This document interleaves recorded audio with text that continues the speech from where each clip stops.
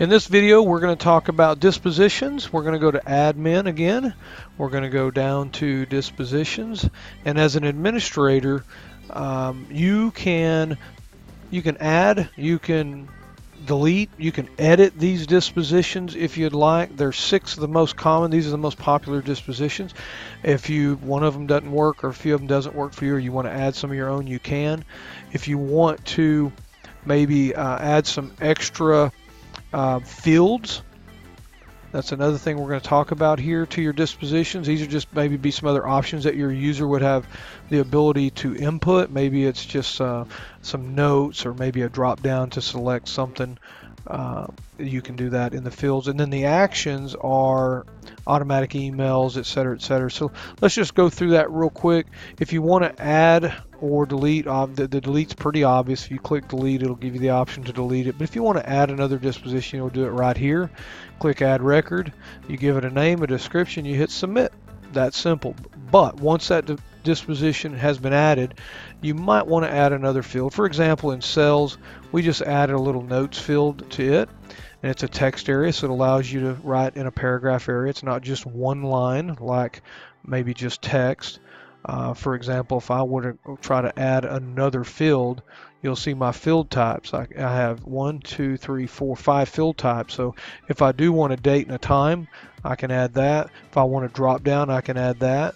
Your drop down, anything you have in a drop down has to be separated by a vertical bar.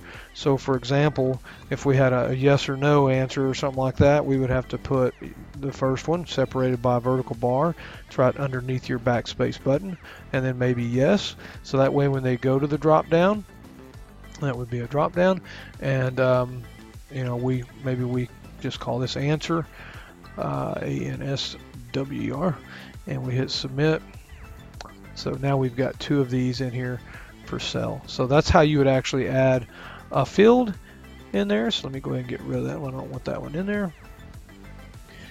If you go back to dispositions, the next thing you're going to want to do is actions.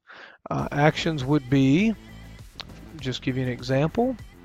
You've got 4 different actions. You can send an email to the contact.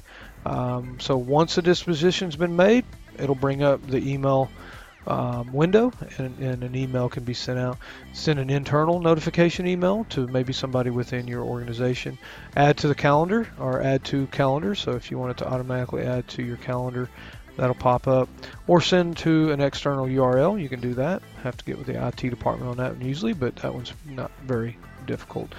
Okay, so let's go back to dispositions and just give you a couple of examples. Callbacks. If you look at the fields in callback, we've got 2 different fields here. We've got a drop down, and we've got a notes area, and you'll notice these are all separated by this little vertical bar here. And that's pretty much it. Once you have your dispositions, your fields set up, your actions set up, you're pretty much ready to go as far as dispositions. And we'll talk about the other steps with those dispositions later.